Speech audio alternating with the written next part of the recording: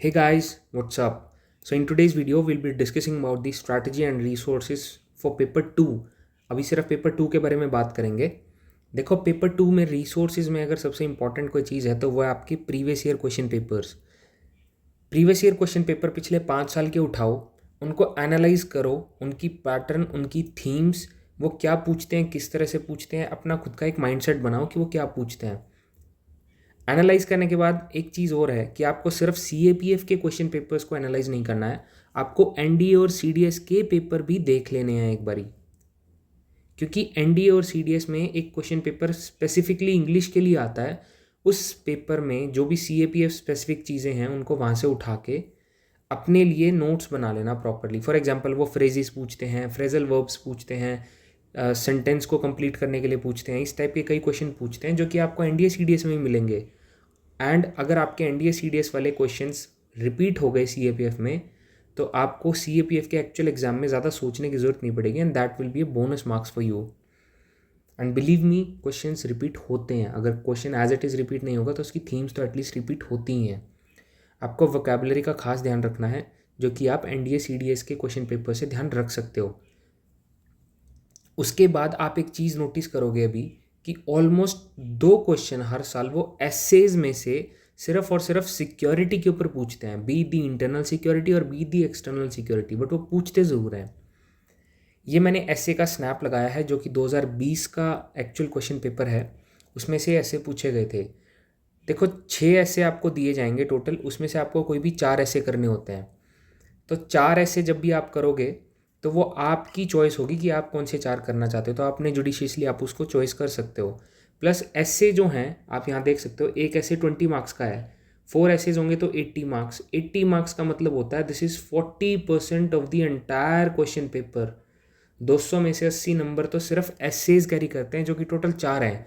तो ये एक सबसे इंपॉर्टेंट चीज़ है ऐसे, अगर इसको अच्छे से कर लिया तो रैंक अच्छी आ जाएगी, मनचाही फोर्स मिल जाएगी। अगर इसको अच्छे से नहीं किया रैंक ख़राब होगी, आपकी मनचाही फोर्स आपको नहीं मिलेगी। अब देखो ऐसे नंबर 1 को एक बार ही ध्यान से देखते हैं, emerging threats to India's internal security. देखो इंटरनल सिक्योरिटी पे डायरेक्ट क्वेश्चन पूछ लिया और एमर्जिंग थ्रेट्स पूछ ली। अभी मैं आपको एक रिसोर्स बताऊंगा, उसके तो इंडेक्स में ही एमर्जिंग थ्रेट्स दे रखे हैं। प्लस एक थीम है जो कि वुमेन के ऊपर है, वुमेन के ऊपर वो पूछते हैं। वो किस तरह से पूछते हैं अभी मैं आपको आने वाली वीडियो में बताऊंगा एनालाइज करके। नेक्स्ट इज ये वाला ऐसे देखो, crisis and credibility in Indian electronic media. 2020 में इंडियन इलेक्ट्रॉनिक मीडिया जो था वो काफ़ी न्यूज़ में था। क्यों था? क्योंकि उस टाइम पे किसान आंदोलन हुआ था और इस टाइप की कुछ चीज़ें और भी हुई थी।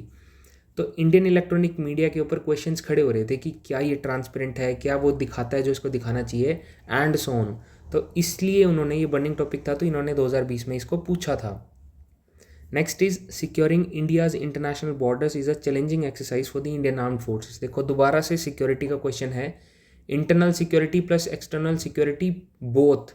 अब आपको लगेगा कि इंडियन आर्म्ड फोर्सेस हैं तो वो तो आर्मी नेवी एयरफोर्स उनकी बात कर रहे हैं, ऐसा नहीं है। आर्म्ड फोर्सेस जो हैं वो CAPF भी हैं, सेंट्रली आर्म्ड पुलिस फोर्सेस, ठीक है। Armed forces of the union ही है CAPF।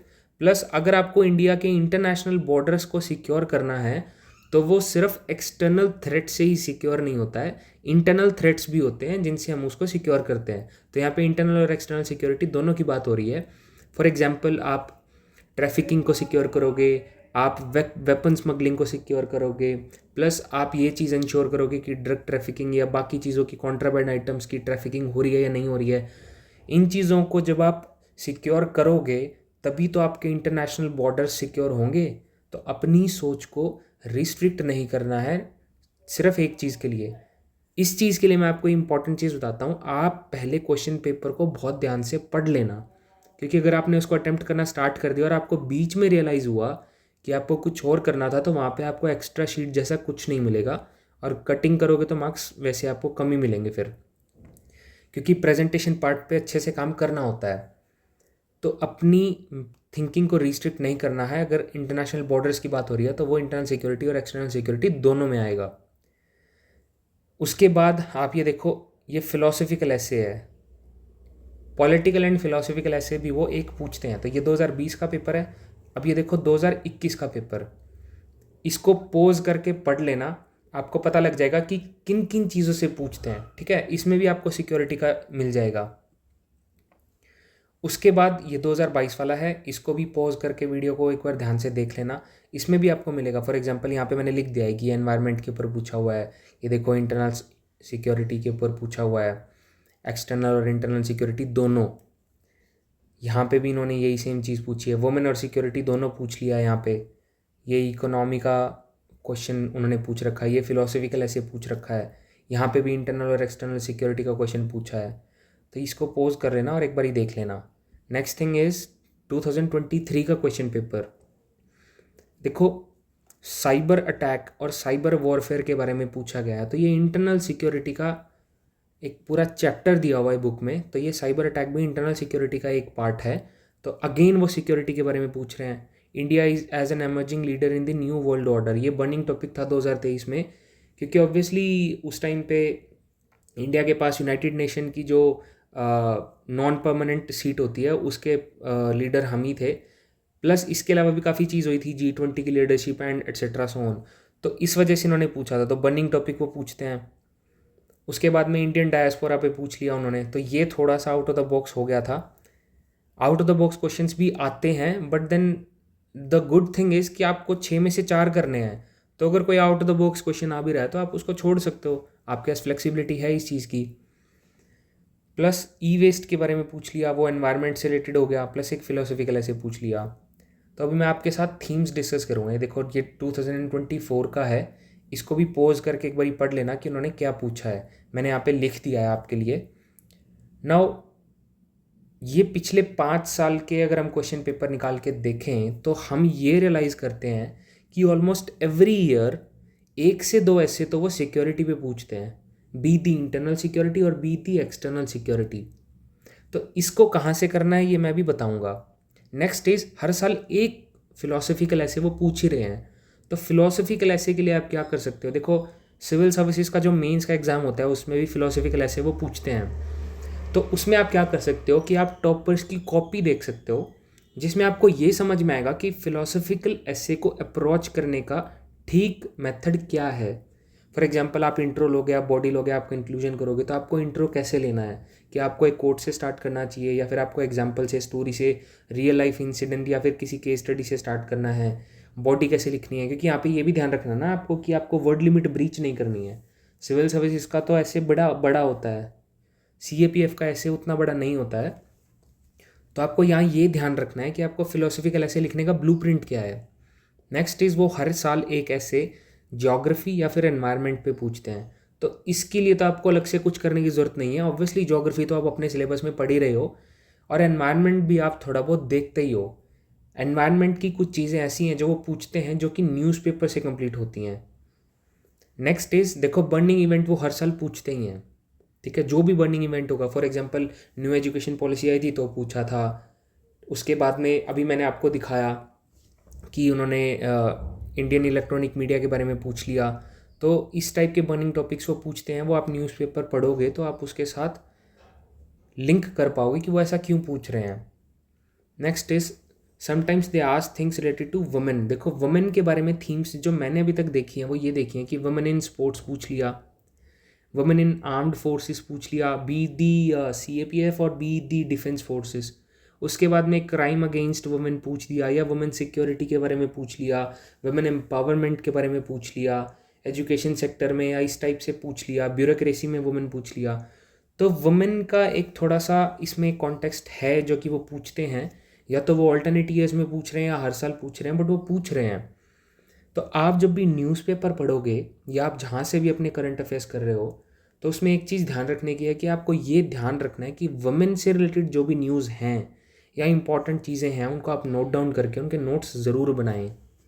नेक्स्ट इज़ वो रैंडम चीज़ें हर साल एक ना एक पूछते हैं, बट मैंने अभी आपको बताया कि आपको सारे ऐसे नहीं करने होते, 6 में से सिर्फ 4 करने होते हैं। नेक्स्ट इज दिस सजेशन जो मैं आपको देना चाहता हूँ। देखो आपको एसेस को ढंग से पढ़ना है। फॉर एग्जाम्पल यहाँ देखो ये क्या पूछ रहा है, Chinese economic policy in countries bordering India. तो यहाँ पे वो ये नहीं पूछ रहा है कि चाइना की इकोनॉमिक पॉलिसी क्या है, वो ये पूछ रहा है कि इंडिया को जो बॉर्डर करने वाले देश हैं उनमें चाइना की पॉलिसी क्या है। फॉर एग्जांपल वो डेट ट्रैप के बारे में पूछना चाह रहा है, फॉर एग्जांपल वो चाइना पाकिस्तानी इकोनॉमिक कॉरिडोर है उसके बारे में पूछना चाह रहा है, तो पाकिस्तान का कॉन्टेक्स्ट दे सकते हैं। फॉर एग्जांपल आप नेपाल का कॉन्टेक्स्ट दे सकते हैं कि वहाँ पे पॉलिटिकल जो टर्बुलेंस चलता है उसमें चाइना का कितना बड़ा हाथ होता है। फॉर एग्जांपल आप श्रीलंका में जो उनकी इकोनॉमिक पॉलिसी है, हम्बनटोटा पोर्ट है, उधर जो डेट ट्रैप चल रहा है उसके बारे में देख सकते हैं। तो यहाँ पे चाइना की इकोनॉमिक पॉलिसी पे ध्यान नहीं देना है, यहाँ पे इंडिया को जो बॉर्डर करने वाले देश हैं उनमें चाइना क्या धूम मचा रहा है उसके बारे में देखना है। तो ढंग से पढ़ना है, उसके बाद हमने आगे पढ़ना है।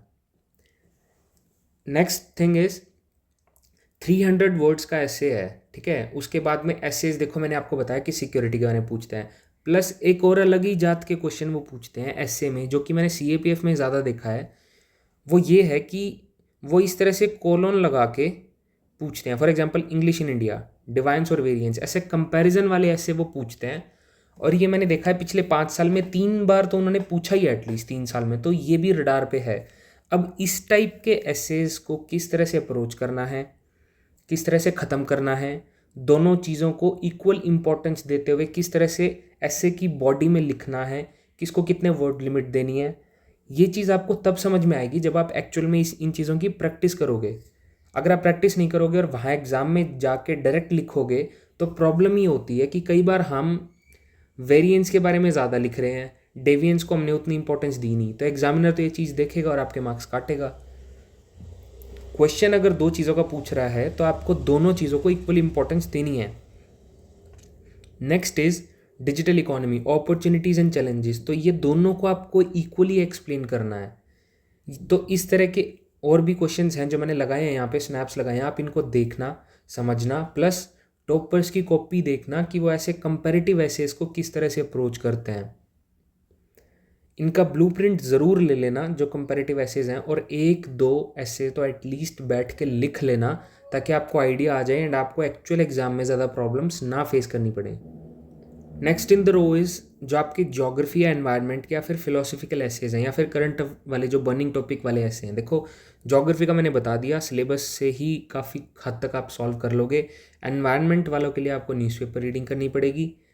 एंड जो आपके फिलोसफिकल ऐसे हैं वो ऐसे हैं कि आप इनको छोड़ भी सकते हो, क्योंकि आपको सारे नहीं करने हैं, 6 में से सिर्फ 4 ही करने हैं, क्योंकि इसको अप्रोच करना थोड़ा सा डिफ़िकल्ट हो सकता है क्योंकि ये सिलेबस से हट के है। नेक्स्ट इज़ आपके करंट अफेयर्स, जो आपके बर्निंग टॉपिक होंगे वो तो ऑब्वियसली आप मैगजीन या न्यूज़पेपर जहाँ से भी कंप्लीट करोगे तो आप लिंक रखते हो करंट अफेयर्स के साथ, तो ये वाले टॉपिक्स या ये वाले एसेज लिखना बहुत मुश्किल नहीं होता है। These are the easier once.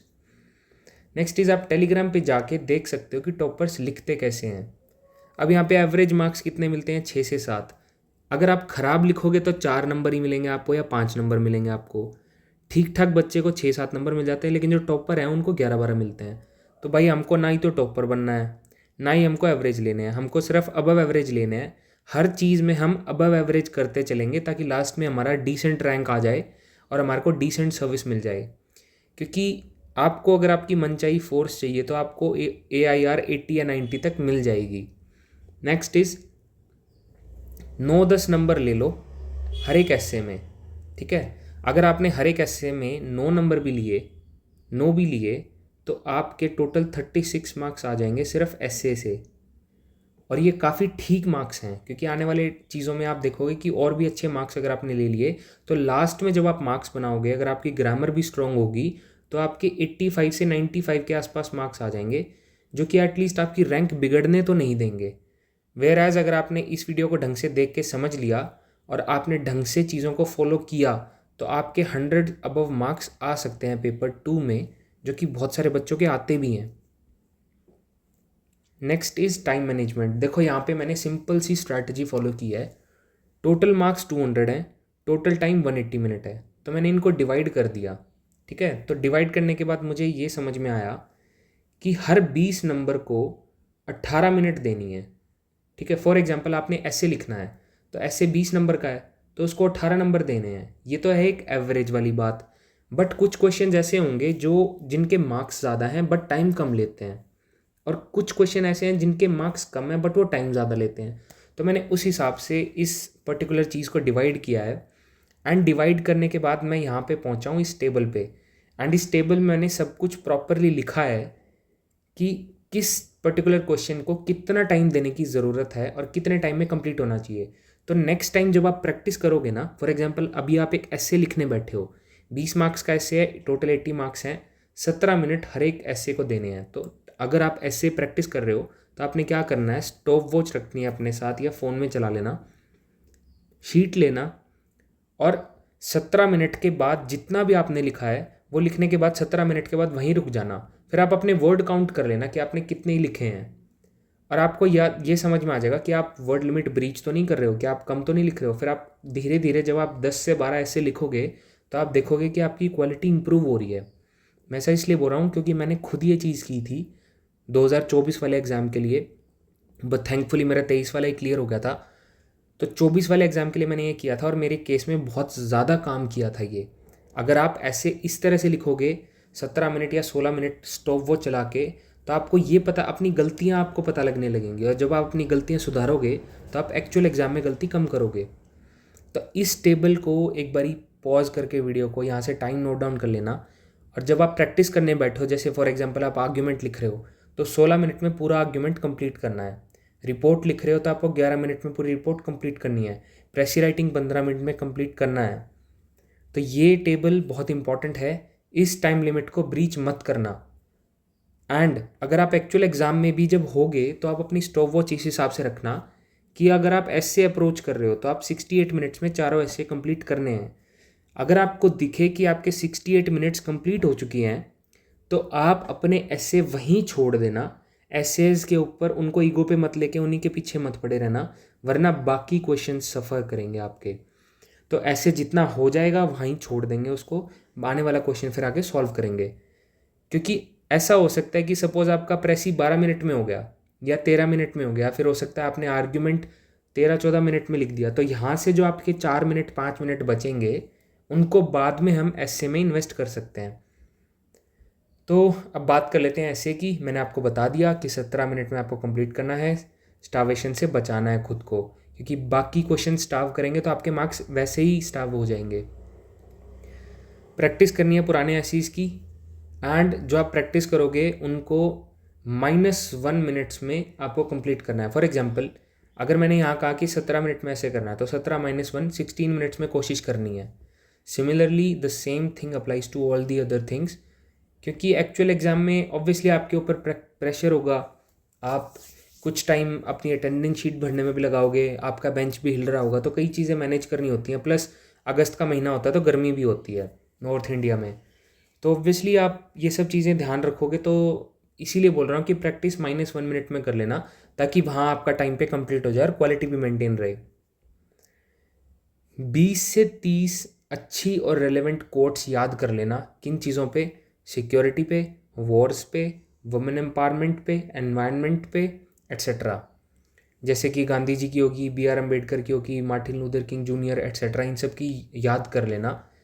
क्योंकि अगर आप ऐसे कोट से स्टार्ट करके कोट पे ख़त्म करोगे तो एक अच्छा इंप्रेशन जाता है। क्योंकि यार एग्जामिनर पॉइंट ऑफ व्यू से सोचो, आप वो बंदे को 50 कॉपी चेक करनी है एक दिन में, तो ऑब्वियसली ये काम आपको भी दिया जाए तो आप भी कुछ टाइम के बाद आपके अंदर भी एक स्टेज आएगी जहाँ पे आपको सैचुरेशन पॉइंट दिखने लगेगा और आप ऐसे ही चेक करोगे फिर आंसर्स को। तो आपको अपने आंसर्स में यूनिकनेस लेके आनी पड़ेगी ताकि एग्जामिनर का ध्यान आपके कॉपी पे जाए और आपको अच्छे मार्क्स दे। फिर तो इस टाइप की चीज़ें करोगे तो आपको अच्छे मार्क्स मिल जाएंगे। Next is resources. देखो मैंने तो इंडियन एक्सप्रेस फॉलो किया था, मेरे पास अच्छा खासा कंटेंट डेवलप हो गया था। वो बात अलग है, लास्ट टाइम पे रिवाइज़ उतना अच्छे से नहीं कर पाया था मैं इसको, एंड एग्ज़ाम को मैंने प्रैक्टिस कम किया था 2023 वाले अटैम्प्ट में। 2024 में तो मैंने अच्छे से प्रैक्टिस की थी, बट 24 वाला तो मैं दे ही नहीं पाया था क्योंकि मैं 23 में ही सिलेक्ट हो गया था। तो प्रैक्टिस करना, नोट्स बनाना, इंडियन एक्सप्रेस को सेलेक्टिवली पढ़ना है, सारा नहीं पढ़ना है। क्या क्या पढ़ना है मैंने आपको ऊपर थीम्स बता दिए हैं। सिक्योरिटी से रिलेटेड कुछ भी आए पढ़ना है, environment, geography, current affairs, burning topic, governance से रिलेटेड कुछ भी हो तो पढ़ना है, डिजास्टर मैनेजमेंट से रिलेटेड हो कुछ भी पढ़ना है। क्योंकि यार एज एन असिस्टेंट कमांडेंट आप ये सब चीज़ें खुद करोगे, next is the challenges to internal security of India. ये बुक है मैग्रो हिल पब्लिकेशन की, जिसको कि अशोक कुमार आईपीएस ने लिखा हुआ है। तो ये वाली जो बुक है ये बहुत ज़्यादा इंपॉर्टेंट है, ठीक है। इसका इंडेक्स आप देखोगे तो आपको समझ में आएगा कि उन्होंने इंटरनल सिक्योरिटी चैलेंजेस बहुत अच्छे से समझाए हुए हैं। फॉर एग्जांपल नक्सलिज्म क्या है, फॉर एग्जांपल एक्सट्रीमिस्ट ग्रुप्स जो बने हुए हैं अपने नॉर्थ ईस्ट में, इंसर्जेंट जिनको बोल रहे हैं वो क्या है, मिलिटेंसी क्या है, जो बाहर से इन्फ्लक्स हो रहा है कॉन्ट्राबैंड आइटम्स का वो क्या है, उनको टैकल कैसे करना है। साइबर सिक्योरिटी के बारे में इन्होंने अच्छे से डिस्कस किया हुआ है, क्योंकि मोस्टली लोग प्रिपेयर तो करते हैं बट उनको इंटरनल और एक्सटर्नल सिक्योरिटी के बीच में डिफरेंस नहीं पता। उनको यही नहीं पता कि इंसर्जेंसी में, नक्सलिज्म में या मिलिटेंसी में डिफरेंस क्या होता है। उनको ये कोर चीज़ें नहीं पता हैं। तो ये बुक जो है ये बहुत ही अच्छी बुक है, ये मैंने पढ़ी थी। इस बुक को पढ़ने के बाद आपको बहुत चीज़ें समझ में आएंगी, पता लगेगा। प्लस ये बुक आपको इंटरव्यू में भी बहुत ज़्यादा हेल्प करेगी। तो ये बुक एक मस्ट है, इसको पढ़ लेना। अगर आप नहीं पढ़ सकते हो तो कोई बात नहीं, खरीद नहीं सकते हो तो आप एक काम करो, आप इसका पीडीएफ डाउनलोड कर लो, गूगल पे लिखोगे ना ये तो आ जाएगा इसका 3rd एडिशन। उसमें शायद ये ड्रोन वाले क्राइसिस नहीं है, और I guess Jammu and Kashmir reorganisation act 2019 उसमें नहीं है। तो वो आप नेट से पढ़ लेना। बाकी जितने भी होंगे वो सब एज इट इज़ ही हैं, क्योंकि मैंने बुक खरीदी थी एंड जो इसका लेटेस्ट एडिशन था वो मैंने लाइब्रेरी से इशू भी कराया था। तो ये बुक बहुत ही अच्छी बुक है, इसको पढ़ लेना। Next thing is argument writing. देखो 16 मिनट देने हैं हर एक आर्ग्यूमेंट को। आपको फॉर्मेट बहुत ज़रूरी है। आर्ग्यूमेंट राइटिंग में फॉर्मेट सबसे इंपॉर्टेंट चीज़ है। टॉपर्स की कॉपीज़ देखना और उसमें समझना कि वो आर्ग्यूमेंट राइटिंग कर किस तरह से रहे हैं, और एक्चुअल एग्ज़ाम में जाने से पहले 8 से 10 आर्ग्यूमेंट प्रैक्टिस करके जाना। मोस्टली जो आर्ग्यूमेंट आते हैं वो करंट ओरिएंटेड होते हैं। देखो फॉर एग्जांपल आपको ये मैं आर्ग्यूमेंट लगा के दिखाया, ये 2024 वाला पेपर है। ये देखो, house work is unpaid labour. ये सुनील जागलान करके एक एक्टिविस्ट है, उसने वुमेन जीडीपी करके कुछ बात कही थी कि वो घर का काम करती है बट उनको अनपेड लेबर की तरह ट्रीट किया जाता है। एंड इन्होंने सेल्फी विद डॉटर कैंपेन भी चलाया था। तो ये 1-2 दिन तक न्यूज़ में चला था, ये जो उन्होंने वुमेन के बारे में बोला था कि हम उनको, उनके लेबर को भी पे करना चाहिए। Plus classical literature should be a component of the curriculum, जो कि आपको पता है कि बाद में हुआ भी है, तो ये भी न्यूज़ में था। प्लस आप देखो 2023 वाले पेपर में क्या पूछा है, जीएम क्रॉप्स के बारे में पूछा है, फूड सफिशिएंसी के लिए असेंशियल हैं। देखो क्या हुआ था कि ये जो DMH 111 हाइब्रिड मस्टर्ड है, इसके ऊपर कुछ केस चला था कि गवर्नमेंट ने इसको यूज़ करने की परमिशन दे दी थी और फिर वो कोर्ट में लिटिगेशन लगी थी। तो गवर्नमेंट ने ये बात बोली थी कि फूड सफिशिएंसी के लिए हमें ऐसा करना पड़ेगा, प्लस इसमें कोई प्रॉब्लम नहीं है। प्लस बाकी सारी कंट्रीज़ जहाँ से हम इंपोर्ट भी करते हैं वो ऑलरेडी इस चीज़ को यूटिलाइज़ कर रहे हैं, तो इनडायरेक्टली हम हाइब्रिड चीज़ें ऑलरेडी खा रहे हैं। तो फूड सफिशिएंसी के लिए इंपॉर्टेंट है। जो गवर्नमेंट ने एफिडेविट सबमिट किया था सुप्रीम कोर्ट में वो यही बात बोलता है, और यही सेम चीज़ यूपीएससी ने आर्ग्यूमेंट में डाल के पूछ ली थी। क्योंकि ऑब्वियसली इस पे 2 पक्ष बने थे। एक वो थे जो ये बोल रहे थे कि हेल्थ के लिए ठीक नहीं है, नेचर के लिए ठीक नहीं है, फूड चेन के लिए ठीक नहीं है। कुछ ने कहा था कि फूड सफिशिएंसी के लिए ज़रूरी है और कोई प्रॉब्लम नहीं है इनसे। तो 2 आर्ग्यूमेंट्स थे, तो वो दोनों डिस्कस करने हैं। नेक्स्ट इज़ जो कैपिटल पनिशमेंट है उसके बारे में पूछा था। तो देखो बच्चन सिंह करके कोई केस है सुप्रीम कोर्ट का, उसमें उन्होंने rarest of the rare doctrine करके कुछ दिया था। तो वो चीज़ अभी न्यूज़ में थी, इस वजह से इन्होंने ये पूछा है। नेक्स्ट इज़ देखो, United Nation organisation has become redundant. ये 2022 में पूछा। क्यों पूछा? क्योंकि रशिया यूक्रेन चला था और भी कुछ चीज़ें चली थी, तो रशिया उन चीज़ों को वीटो करवा देता है, या फिर इंडिया कुछ रखता है पाकिस्तान के अगेंस्ट तो चाइना उसको वीटो करा देता है। तो वो रिडंडेंट बन चुका है, मतलब उसका कोई काम इतना वो है नहीं। रिडंडेंट का जो मतलब होता है वो ये कि आपके पास एक चीज़ है ए, प्लस आपके पास एक चीज़ है जो ए का ही काम करती है, तो इस ए की क्या ज़रूरत है फिर? तो यूनाइटेड नेशन ऑर्गेनाइजेशन रिडंडेंट बन चुका है क्योंकि देश अपने हिसाब से चल रहे हैं, यूएन के हिसाब से नहीं चल रहे हैं। Next is right arguments for and against each of the following statements. For and against के आर्ग्यूमेंट देखो यार, इसमें भी वही सेम चीज़ है। आपको ब्लूप्रिंट देखना है सबसे पहले कि क्वेश्चन को अटेम्प्ट किस तरह से करना है। ब्लूप्रिंट देखने के बाद वर्ड लिमिट ब्रीच नहीं करनी है, इसका भी ध्यान रखना है। फॉर एग्जाम्पल इन्होंने क्या पूछा था 2021 में, elections in state should be held simultaneously. आपको पता ही है वो कोविंद कमेटी की रिकमेंडेशंस क्या आई थी, उस टाइम पे गवर्नमेंट का विजन था ये कि हमको साइमल्टेनियस इलेक्शंस कराने हैं। और फार्मर प्रोटेस्ट जो हैं वो तो आपको पता ही है 2021 में करंट अफेयर्स में था। तो मोस्ट चीज़ें वो करंट अफेयर्स से रिलेटेड ही पूछते हैं। Next is don't be redundant. देखो मैं ये आपको बता रहा हूँ आर्ग्यूमेंट राइटिंग में किन चीज़ों का ध्यान रखना है कि आपको मार्क्स ना कटें। रिडंडेंसी बिल्कुल भी नहीं दिखानी है। फॉर एग्जांपल आपने एक चीज़ है उसको फॉर में एक्सप्लेन कर दिया और फिर उसी सेम चीज़ को आप अगेंस्ट में जाके क्रिटिसाइज भी कर रहे हो, तो इस चीज़ का कोई सेंस नहीं बनता। ठीक है, तो ऐसी चीज़ें मत करना। अगर आप फोर में कुछ लिख रहे हो तो वही सेम चीज़ अगेंस्ट में उठा के मत लिखना। फोर में कुछ है तो अगेंस्ट में कुछ और ही लिखना है। सेम चीज़ को दोनों तरफा दिखाओगे तो आपको मार्क्स नहीं मिलेंगे, क्योंकि आप खुद ही अपनी बात से कॉन्ट्राडिक्ट करोगे।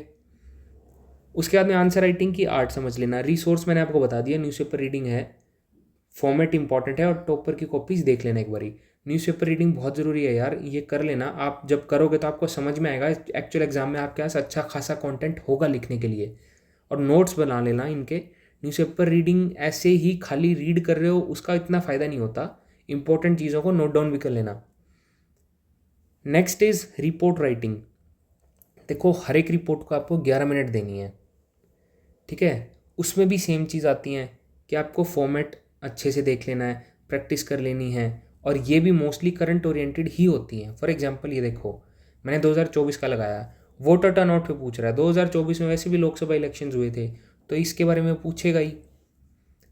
Rehabilitation of war victims, obviously इसके बारे में पूछेगा क्योंकि म्यांमार क्राइसिस चल रहा है एंड जो आपका सिटीजनशिप अमेंडमेंट एक्ट था उसमें अमेंडमेंट हुई थी, तो वो आप देखोगे।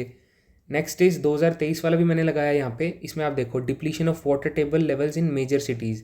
बेंगलुरु में और दिल्ली में वाटर क्राइसिस हुए थे एंड वहाँ पे पानी महंगा भी बिकने लगा था। वो टैंकर बुला बुला के अपना काम चलाते थे और उनका ग्राउंड वाटर जो है वो काफ़ी डिप्लीट हो रहा है, इसलिए इन्होंने इसको पूछा है। एनवायरनमेंट से रिलेटेड भी है और करंट अफेयर्स में भी काफ़ी था। Next is increasing presence of women in Indian sports. देखो फिर मैं बोल रहा हूँ आपको, ये वही सेम चीज़ रिपीट हो रही है। वुमेन इन स्पोर्ट्स मैंने आपको बताया था ना ऊपर, थीम ऐसे नहीं पूछा इस बार इन्होंने यहाँ पे पूछ लिया है रिपोर्ट राइटिंग। यही सेम चीज़ ऐसे में भी पूछ सकते थे रिपोर्ट हटा के, तो आप यहाँ पे ऐसे लिखते फिर। तो आपको एक चीज़ का ध्यान रखना है कि करंट अफेयर्स काफ़ी इंपॉर्टेंट हैं पेपर 2 के लिए। बहुत मेजॉरिटी जो पेपर आ रहा है आपका एटलीस्ट 70-80 मार्क्स का, वो डायरेक्टली करंट अफेयर्स से उठ के आता है। आप देखो 2022 वाला कोविड-19 पैंडमिक के बारे में पूछा क्योंकि 21 में तो ख़त्म ही हुआ था वो। ग्रीन एनर्जी के बारे में पूछा क्योंकि उसी साल शायद इंडिया ने जो इंटरनेशनल सोलर अलायंस है जिसके हेडक्वार्टर गुड़गांव में है उसको शायद लीड किया था या उसका कुछ हुआ था, वो स्टार्ट हुआ था। तो ग्रीन एनर्जी के बारे में इसलिए उन्होंने उस टाइम पे पूछा हुआ है। नेक्स्ट इज़ रिपोर्ट राइटिंग का 2021 का पेपर देखो, ऑक्सीजन सिलेंडर क्राइसिस, वही same current affairs. Poll violence in West Bengal, same current affairs. तो रिपोर्ट राइटिंग तो सारी ही करंट बेस्ड है। तो यहाँ इंपॉर्टेंट क्या है, newspaper writing reading. Next is उसके नोट्स अच्छे से बना लेना। नेक्स्ट इज़ आपको टॉपर्स की कॉपी देखनी है और फॉर्मेट का खास ध्यान रखना है। वर्ड लिमिट तो बिल्कुल ब्रीच मत करना। जिन क्वेश्चंस में लिखा हुआ है ना स्पेसिफिकली एंड एक्सप्लिसिटली कि यहाँ पे 200 वर्ड्स में लिखना है, तो वर्ड लिमिट बिल्कुल भी ब्रीच मत करना। जो यहाँ पे टॉलरेंस रहती है यूपीएससी में जनरली वो 10% की रहती है। 10% का मतलब ये हो गया कि अगर आपको 200 वर्ड में कंप्लीट करना है तो आप इसको 180 से लेके 220 के बीच में कंप्लीट कर सकते हो। इससे कम मत करना, इससे ज़्यादा मत करना। इसमें भी वही सेम चीज़ है यार, 10 नंबर का है, टॉपर को 6 से 7 नंबर मिल जाएंगे, तो आप 5 नंबर से कम तो बिल्कुल मत लेना। ख़राब नंबर लोगे तो रैंक ख़राब होगी लास्ट में। Next is प्रेसी writing. Generally 450 words की आती है, हमको 150 वर्ड्स में लिखनी होती है। इसमें भी 10% टॉलरेंस से ये बैठता है। 135 से 165 वर्ड्स की प्रेसी लिखनी होती है। इसमें वर्ड लिमिट बहुत ज़्यादा इंपॉर्टेंट है। यहाँ पे आपको कॉपी पेस्ट नहीं करना है सिंपली, मतलब ये नहीं कि जो लिखा हुआ वही उठा के चिपका दिया। पहले पढ़ लेना, समझ लेना और उसको अपनी वर्ड्स में लिखना है। एंड कीवर्ड्स को ध्यान में रखना है, कीवर्ड्स को मिस नहीं करना है। कॉमन मिस्टेक्स जो लोग करते हैं वो क्या करते हैं, वो वर्ड लिमिट ब्रीच करते हैं तो मार्क्स नहीं मिलते। उसके बाद में अननेसेसरी थिंग्स लिखने लग जाते हैं आंसर शीट में। कहाँ पे, यहाँ पे, इधर कुछ भी लिख देंगे तो मार्क्स कटेंगे उससे, क्योंकि यहाँ पे इन्होंने साफ लिखा हुआ है यार। यूपीएससी ने तो अलग से एक डॉक्यूमेंट जारी किया है जिसमें इन्होंने साफ लिखा है कि यहाँ पे मत लिखो। नेक्स्ट इज आप ज़्यादा टाइम मत लेना प्रेसी राइटिंग में। ऑब्वियसली अगर आपने प्रैक्टिस की होगी तो आपको ज़्यादा टाइम लेने की ज़रूरत नहीं पड़ेगी। यहाँ पे मैक्सिमम टाइम इज़ 15 मिनट्स। भाई 15 मिनट में कंप्लीट हो रहा है तो ठीक है, नहीं तो छोड़ के आगे बढ़ जाओ। नेक्स्ट इज़ योर पैसेज, इसको एक्सप्लेन करने की ज़रूरत नहीं है। एंड यहाँ पे ठीक ठाक मार्क्स मिल जाते हैं, पढ़ के अपनी लैंग्वेज में अच्छे तरीके से लिख लेना, कीवर्ड्स को मिस मत करना, ये तो बोनस मार्क्स हैं, इसका तो ऐसा कोई रिसोर्स है नहीं। Next is your grammar. देखो बहुत स्कोरिंग चीज़ है, सबसे कम टाइम लेगा होने में, सबसे ज़्यादा कॉस्ट बेनिफिट है इसका। 25 मार्क्स की है, 23 मिनट में कंप्लीट हो जाती है। 23 मिनट मोर देन सफिशिएंट हैं इसके लिए। एंड जो क्वेश्चन पेपर को अप्रोच करने का सही तरीका है ना, वो यही है कि आप सबसे पहले ग्रामर को कंप्लीट करो। अगर आपने ग्रामर कंप्लीट कर लिया तो एक बहुत मेजर चंक, क्योंकि पता है क्या होता है, ये लो हैंगिंग फ्रूट्स हैं। अगर आपने ऐसे से स्टार्ट किया और आपको लगा कि यार ऐसे में ही सारा टाइम निकल गया, तो आप रिपोर्ट में आर्ग्यूमेंट में घुसे रहोगे, आप जो आपका प्रेसी है उसमें लगे रहोगे। जब आप लास्ट में ग्रामर पे आओगे तब तक टाइम कंप्लीट हो चुका होगा, और एग्ज़ाम हॉल से बाहर आके आपको ये रियलाइज़ होगा यार ग्रामर तो बहुत आसान आई हुई थी, और जिस चीज़ पे टाइम देना था उसको दिया नहीं, जिस पे नहीं देना था उसको अननेसेसरीली दे दिया। क्योंकि यार ये चीज़ समझने की आपको बहुत ज़्यादा ज़रूरत है। देखो ग्रामर 25 मार्क्स की है, अगर आपने इसमें 23 मिनट लगाए तो आपको 22-23 नंबर आराम से मिल सकते हैं। वेयर एज सेम चीज़ को अगर मैं कंपेयर करूँ एस्से से, तो अगर आपने 2 एस्से भी लिखे ना, 40 मार्क्स के 2 एस्से भी लिखे और आपने बहुत ही अच्छे लिख दिए, तो मैंने 17 मिनट बोला था, तो आपने यहाँ पे 34 मिनट्स ले लिए, तो टाइम भी ऑलमोस्ट ज़्यादा लिया आपने। बट इसमें टॉपर के भी पता है कितने मार्क्स आएंगे? जो टॉपर होगा मुश्किल से 19 मार्क्स, इससे ज़्यादा मार्क्स नहीं आएंगे, या 20 नंबर आ जाएंगे। तो यहाँ देख रहे हो कॉस्ट बेनिफिट, ये इसमें टाइम भी कम लग रहा है और मार्क्स भी ज़्यादा आ रहे हैं। तो ग्रामर सबसे इंपॉर्टेंट चीज़ है, सबसे पहले कोशिश करो ग्रामर को फ्रेश माइंड से कंप्लीट करने की। इसमें अगर आपके 20+ मार्क्स आए तो आपका रैंक ऑटोमेटिकली सुधर जाएगा। उसके बाद आप एस्से और इन सब चीज़ों पे जा सकते हो। कोशिश करो उन चीज़ों को पहले कंप्लीट करने की जिनमें दिमाग ज़्यादा लगाने की ज़रूरत नहीं है। फॉर एग्जांपल ग्रामर, उसके बाद में आप अपना जो आपका पैसेज आएगा वो कर लो, क्योंकि उसको तो पढ़ के सिंपल लिखना है। फिर आप प्रेसी कर लो, उसमें भी सिंपल पढ़ के उसको वापस से रेप्लिकेट करना है, तो उसमें ज़्यादा दिमाग लगाने की ज़रूरत नहीं है। तो इन चीज़ों को पहले कर लो, उसके बाद में रिपोर्ट, आर्ग्यूमेंट और आपका एस्से वह बाद में भी कर सकते हो। अब जो रिसोर्सेज हैं वो देखो सिंपल हैं। एनडीए, सीडीएस और ईपीएफओ के जो इंग्लिश के क्वेश्चंस आते हैं वो एक बार देख लो, क्योंकि थीम्स गेट्स रिपीटेड। पिछले 3 साल के भी उठा के देख लोगे तो भी मोर देन सफिशिएंट है वो। पिछले 5 साल के सीएपीएफ के पीवाईक्यूज एनालाइज कर लेना, ताकि ये समझ में आ जाए कि वो ग्रामर में या और बाकी चीज़ों में क्या पूछ रहे हैं। बाकी मोस्ट ऑफ द थिंग्स तो मैंने इसी वीडियो में डिस्कस कर लिया है। देखो सेम ईयर के क्वेश्चंस आपको एनालाइज करने चाहिए। फॉर एग्जांपल मैं आपको समझाता हूँ, आपका सीएपीएफ का एग्ज़ाम जो होगा वो होगा अगस्त में, एंड आपका जो एनडीए सीडीएस का जो 1-1 वाले एग्जाम होते हैं, एनडीए 1 सीडीएस 1, वो आपके जनरली अप्रैल में होते हैं। तो आपका अगस्त में अगर एग्ज़ाम होना है तो आपका जो क्वेश्चन पेपर होगा वो ऑब्वियसली कहीं जून में प्रिंट हो जाएगा, ठीक है, क्योंकि अगस्त के फर्स्ट वीक में एग्ज़ाम होना है, उनकी प्रिंटिंग भी करनी होती है, उनको सील भी करना होता है। तो जून के आसपास आपका एग्ज़ाम प्रिंट हो जाएगा। अप्रैल में आपका एनडीए सीडीएस हुआ होगा, तो यूपीएससी के रडार पे उस टाइम के इंग्लिश के क्या क्वेश्चन चल रहे हैं वो आपको एनडीए सीडीएस के क्वेश्चन देख के आइडिया लग जाएगा। तो उस टाइम पे जो अप्रैल मई जून में आसपास इंग्लिश के क्वेश्चन पेपर आते हैं यूपीएससी के, कोई भी हो, चाहे वो जियो साइंटिस्ट का पेपर हो, चाहे वो ईपीएफओ का हो, चाहे एनडीए सीडीएस का हो, वो एक बार डाउनलोड करके देख लेना, ताकि आपको ये आइडिया लग जाए कि आप अभी यूपीएससी के रडार पे किस टाइप के क्वेश्चंस चल रहे हैं, ताकि आपको आपके खुद के एग्ज़ाम में अगर अतरंगी क्वेश्चन आए तो आपको खुद डर ना लगे, ठीक है। नेक्स्ट रिसोर्स इज़ ग्रामर के लिए एसपी बख्शी। ये सारी नहीं करनी है, सिर्फ सेलेक्टिवली करनी है। क्वेश्चन टैग, जैसे कि वो क्वेश्चन टैग पूछ लेते हैं, फ्रेजेस पूछ लेते हैं, फ्रेजल वर्ब्स पूछ लेते हैं, प्रपोजिशंस पूछ लेते हैं, सेंटेंस कंप्लीशन, तो ये सब चीज़ें आप एसपी बख्शी से करो, प्रैक्टिस करो। यहाँ से डायरेक्ट क्वेश्चंस भी आ जाते हैं, डायरेक्ट नहीं आएगा तो थीम्स तो एटलीस्ट रिपीट होती हैं, तो आपका पेपर अच्छा हो जाएगा। अब देखो कुछ इंपॉर्टेंट चीज़ें हैं जो मैं डिस्कस कर लेता हूँ यहाँ पे। भाई प्रैक्टिस करना है as much as you can. ऐसा बिल्कुल भी मत सोचना कि मतलब जनरल जो हवा होती है ना, एक जो चलती है जनरली सीएपीएफ वाले बच्चों में, जो मैंने फिजिकल मेडिकल के टाइम पे भी देखी है और इंटरव्यू के टाइम पे भी, बच्चे जब डिस्कस करते हैं तो उनके मुंह पे एक लाइन हमेशा रहती है कि यार मेरा पेपर कंप्लीट हुआ था। भाई कंप्लीट होने का मतलब ये नहीं होता है कि आपको मार्क्स ठीक मिलेंगे। Doesn't matter. आपने कंप्लीट किया था बट आपका कंटेंट अच्छा नहीं था, मार्क्स कम मिलेंगे। आपने कंप्लीट किया था बट आपकी प्रेजेंटेशन पार्ट अच्छी नहीं थी, मार्क्स कम मिलेंगे। नॉलेज बेशक आपकी कितनी अच्छी हो, यहाँ पे प्रेजेंटेशन की बात चल रही है। क्योंकि यार जो एग्जामिनर है ना, जो पेपर चेक कर रहा है, जो इवैल्यूएटर है, वो 50 कॉपी चेक करता है दिन में। वो मुझे नहीं लगता वो line by line, word by word किसी बच्चे की कॉपी पढ़ता है। वो देखता है और आगे चलता रहता है, कीवर्ड्स देखता है कि बच्चा क्या लिख रहा है, क्या उनको वैसे ही पता होता है, उनके पास एक्सपीरियंस होता है, वो देख के समझ जाते हैं कि ये बच्चे के पास कितनी नॉलेज है। तो आप अपनी प्रेजेंटेशन पार्ट पे आपको बहुत अच्छे से ध्यान रखना है। और प्रेजेंटेशन पार्ट आपकी तभी सुधरेगी जब आप खुद बैठ के लिखोगे, जब खुद बैठ के प्रैक्टिस करोगे, तभी आपको समझ में आएगा कि आप एक्चुअल एग्जाम में जब लिख रहे होगे ना, तो आपको दिमाग में आइडिया रहेगा कि आप कितने वर्ड्स लिख चुके हो। वर्ड लिमिट ब्रीच ना करने वाले बच्चे वही हैं जो प्रैक्टिस करते हैं। तो ऐसा बिल्कुल भी मत सोचना कि यार आपको कंप्लीट करना है पेपर को, ये माइंडसेट छोड़ दो। अब ये वो टाइम जा चुका है। पेपर कंप्लीट नहीं करना है हमें। पेपर कंप्लीट करने के साथ साथ उसमें कंटेंट बहुत अच्छा डालना है, प्लस उसमें अच्छी राइटिंग होनी चाहिए हमारी, प्लस हमें टाइम भी मैनेज करना है।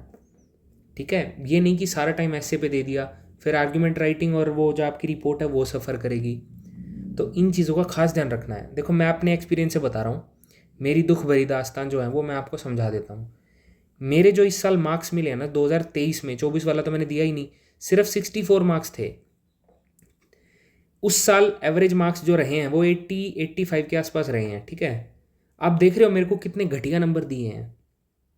मुझे खुद समझ नहीं आ रही कि इतने नंबर कम मेरे क्यों आए हैं। मुझे मतलब आई वॉज टोटली शैटर्ड जब मैंने अपने मार्क्स देखे, क्योंकि इंटरव्यू में बहुत बढ़िया नंबर है मेरे, ऑलमोस्ट टॉपर वाले नंबर हैं। एंड जो पेपर 1 था उसमें भी ठीक मार्क्स थे मेरे। तो मेरा जो खेल डुबो दिया सारा, वो मेरे पेपर 2 ने डुबो दिया। क्यों? क्योंकि मेरा भी माइंडसेट वही था। हालांकि मेरे पास कंटेंट बहुत था, मैंने न्यूज़पेपर रीडिंग करी थी तो मेरा कंटेंट बहुत था, बट मेरा प्रेजेंटेशन पार्ट अच्छा नहीं था। मेरी टाइम मैनेजमेंट उतनी अच्छी नहीं थी। क्यों? क्योंकि मैंने कभी बैठ के प्रैक्टिस नहीं की। अगर मैं प्रैक्टिस करता, मैं लिखता, तो मुझे टाइम मैनेजमेंट आ जाती, मुझे प्रेजेंटेशन आ जाती। और यही दो सबसे इंपॉर्टेंट चीज़ हैं पेपर 2 की, ध्यान रखना। तो सिर्फ आपको अगर कंटेंट है आपके पास और आप सोचो कि आपको अच्छे मार्क्स मिलेंगे, नहीं मिलेंगे। अब आपको ये लगेगा कि यार नहीं, मैंने तो कंटेंट भी अच्छा नहीं लगा था, तो ऐसा नहीं है भाई। मैं आपको समझाता हूँ। इंडियन लीडरशिप के बारे में उन्होंने पूछा था तो मैंने G20 की लीडरशिप बताई, इंटरनेशनल सोलर अलायंस बताया था मैंने, प्लस वो जो यूनाइटेड नेशंस की जो सिक्योरिटी काउंसिल है उसमें नॉन परमानेंट मेंबर की जो हमारी प्रेसिडेंसी थी उसको भी बताया था। इस तरह से मैंने कई सारे एग्जाम्पल्स दिए थे, बट मैं उसको ढंग से प्रेजेंट नहीं कर पाया था अपने आंसर शीट में। मैंने सुप्रीम कोर्ट की कमेटी की रिकमेंडेशंस दी हैं, universal declaration of human rights 1948, उनके आर्टिकल्स तक मैंने मेंशन किए थे अपने पेपर 2 में। फंडामेंटल राइट्स जो हैं हमारे, वो हमारे DPSP के आर्टिकल्स जो हैं वो, प्लस हमारे जो इंपॉर्टेंट एक्ट्स हैं, मैंने वो तक मेंशन किए थे अपने इसमें पेपर 2 में। प्लस उसके ऊपर बॉक्स भी बनाया था, उसको अच्छा बनाने की भी कोशिश की थी। स्टिल मुझे 64 मार्क्स मिले थे और मेरा पेपर कंप्लीट भी हुआ था, तब भी मुझे इतने ख़राब मार्क्स मिले। और मुझे आज तक समझ नहीं आया कि इतने ख़राब मार्क्स मुझे क्यों मिले हैं। तो भाई पहली चीज़ तो ये छोड़ देना कि आप ये सोचो कि मैं क्वेश्चन पेपर कंप्लीट कर लूँगा तो मेरे को मार्क्स अच्छे मिल जाएंगे। ऐसा अब नहीं होता है। और इसमें ये सीन नहीं है कि आपको ख़राब मार्क्स मिलेंगे तो आप पेपर रीवैल्यूएट करा लोगे। ऐसा UPSC के साथ कोई सीन है नहीं। अगर मेरे मार्क्स इसमें एवरेज भी आ जाते ना, अब मुझे नहीं पता क्या चीज़ कमी रही है, मोस्ट प्रोबेबली यही रही होगी कि मैंने आंसर राइटिंग प्रैक्टिस नहीं की थी, तो मुझे टाइम मैनेजमेंट और प्रेजेंटेशन पार्ट पे मेरा काम शायद नहीं उतना अच्छे से हो पाया। बट यहाँ अगर मेरे एवरेज मार्क्स भी होते ना, सिर्फ एवरेज, मतलब अबव एवरेज टॉपर वाले छोड़ दो, अगर यहाँ मेरे सिर्फ एवरेज मार्क्स भी होते ना, पहली चीज़ जो मुझे मिलती वो ये मिलती कि जो मेरी प्रेफरेंस 1 वाली सर्विस थी वो मिल जाती। सेकंड, मेरा AIR 100 से नीचे होता। तो मेरा सारा रैंक बिगाड़ दिया सिर्फ पेपर 2 ने। और इसमें रैंक, अभी तो रैंक बिगड़ा है, अगर इसमें मेरे और ख़राब नंबर हो जाते तो मैं लिस्ट से भी बाहर हो सकता था। तो इन चीज़ों का, छोटी छोटी चीज़ों का बहुत खास ध्यान रखना है यार। पेपर 2 जो है ना वो आपको मेरिट में भी ला सकता है और आपको लिस्ट से भी बाहर कर सकता है। एंड जनरली बच्चे पेपर 2 को बहुत हल्के में लेते हैं, इतने हल्के में लेने की ज़रूरत नहीं है। तो इस चीज़ से बचने के लिए क्या करना चाहिए आपको? देखो, मेरी तरफ से ज़ीरो प्रैक्टिस रही थी, ये नहीं करना है। प्रैक्टिस करो, A4 शीट उठाओ, बैठो, लिखो। वहाँ पे अगर आपको 16 मिनट में ऐसे लिखना है तो भाई 16 मिनट की स्टॉप वॉच चला के लिखो। फिर वहाँ पे 16 मिनट के बाद अपना खुद का ऐसे देखो कि आपने क्या लिखा है। खुद ही आप एग्जामिनर और इवैल्यूएटर बन के अपनी खुद ही कॉपी चेक करो, और इस माइंडसेट से चेक करना कि आप इवैल्यूएटर खुद हो, कि आपको दिन में 25 कॉपी चेक करनी है। तो खुद की कॉपी देख के आपको ये पता लग जाएगा कि इसमें आप कितने मार्क्स डिजर्व करते हो। तो ये प्रैक्टिस खुद ही करना, इन चीज़ों को करोगे तो धीरे धीरे आप अच्छे से इवॉल्व कर पाओगे और आपको अच्छे मार्क्स मिलेंगे। प्लस टेलीग्राम पे कुछ ग्रुप्स बने हुए हैं, वहाँ पे टॉपर्स की कॉपीज़ फ्रीली अवेलेबल होती हैं, डाउनलोड करो, देखो कि वो कैसे लिखते हैं। वहाँ से एटलीस्ट आपको ये पता लग जाएगा कि यार टॉपर के इतने मार्क्स आ रहे हैं, तो मैं अगर इससे अच्छा लिख सकता हूँ तो इससे अच्छा लिख के उनसे भी ज़्यादा मार्क्स ले लूँ।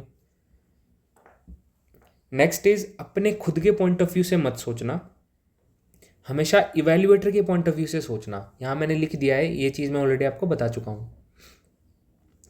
मेरे साथ एक और गलती हुई थी यार कि मैंने टॉपर्स की कॉपीज़ देखी नहीं थी। मैंने तो 2023 वाले अटैम्प्ट में टॉपर की कॉपी देखी नहीं। 2023 वाला अटैम्प्ट पेपर 2 के लिए मेरा एज ए कैजुअल अटैम्प्ट था। मैंने 2024 के अटैम्प्ट के लिए पेपर 2 की तैयारी बहुत अच्छे से करी थी, क्योंकि मुझे पता लग गया था 23 में कि पेपर 2 शायद मुझे, क्योंकि पता नहीं होता ना कि मार्क्स कितने आएंगे। एंड यही पेपर 2 की सबसे ख़राब चीज़ है। देखो आपका पेपर 2 हो जाएगा अगस्त में, ठीक है। उसके बाद आपका जो इंटरव्यू होगा वो जून में होगा। उसके बाद आपका रिजल्ट जुलाई में आएगा, हमारा जो आया था। तो आप देख रहे हो ऑलमोस्ट 1 साल तक पेपर 2 आपको कितना डरा के रखेगा, क्योंकि आपको पता ही नहीं होगा कि आपके पेपर 2 के मार्क्स कितने हैं, कम है या ज़्यादा हैं। पेपर 1 के तो आप कैलकुलेट कर सकते हो, बट पेपर 2 के नहीं कर सकते। लेकिन अगर आपने पेपर 2 अच्छा लिखा होगा ना, तो आपको अंदर से ये सेटिस्फेक्शन ज़रूर रहेगी कि आपने एटलीस्ट अबव एवरेज मार्क्स तो स्कोर किए ही हैं। तो यार पेपर 2 को हल्के में लेना बंद कर दो। एंड आई होप कि मैंने पेपर 2 से रिलेटेड काफ़ी चीज़ें डिस्कस कर ली हैं, and I have tried my level best कि मैं सारी चीज़ें डिस्कस करूं। बट स्टिल अगर कुछ रह गया तो कमेंट सेक्शन में मुझे बता देना। पेपर 2 की वीडियो अभी इसलिए बना के डाल रहा हूँ इंटरव्यू वाली से पहले, क्योंकि नेक्स्ट ईयर के जो बच्चे हैं उनकी डिमांड ज़्यादा थी पेपर 2 के लिए। नेक्स्ट वीडियोज़ में इंटरव्यू पे ज़्यादा फोकस करने की कोशिश करूँगा। So that's all folks, and thank you so much.